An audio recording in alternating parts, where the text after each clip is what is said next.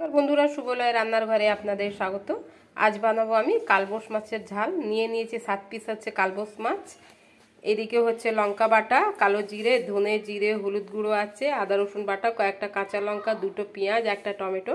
প্রথমে আমি লবণ আর হলুদ মাখিয়ে মাছটাকে ভেজে নিচ্ছি। কড়াটা গরম হয়ে গেছে, দিয়ে দেবো সর্ষের তেল। তেলটা পুরো গরম হয়ে গেছে, মাছগুলো একটা একটা করে ছেড়ে দেবো। মাছগুলো লাল করে ভেজে নিতে হবে। আমার এই মাছটা ভাজা হয়ে গেছে, আমি তুলে নিচ্ছি। বাকি মাছগুলো ভেজে নেব।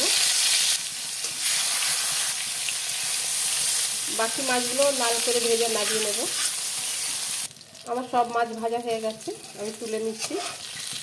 অন্য একটা কড়া বসিয়ে দিয়ে দেবো সর্ষের তেল।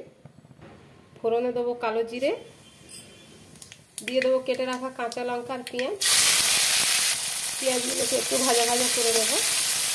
আমার পেঁয়াজটা হাফ ভাজা হয়ে দিলাম বেটে রাখা পেঁয়াজ, দিয়ে দিলাম আদা রসুন বাটা, দেবো কেটে রাখা টমেটো, দেবো স্বাদ মতো লবণ, দিলাম ধনে গুঁড়ো, দিয়ে দেবো জিরে গুঁড়ো, দেবো হলুদ গুঁড়ো। আমি সব অল্প অল্পই দিয়েছি মশলা। অল্প জল দিয়ে মশলাগুলোকে ভালো করে কষিয়ে নিতে হবে। আমার মশলাটা পুরো কষানো হয়ে গেছে, মশলার তেল বেরিয়ে এসছে। এবার দিয়ে দেবো জল, ঝোলটাকে ফুটতে দেবো। দিয়ে দেবো গরম মশলা। ঝোলটা ফুটে উঠেছে, দিয়ে দিলাম একটা একটা করে মাছ।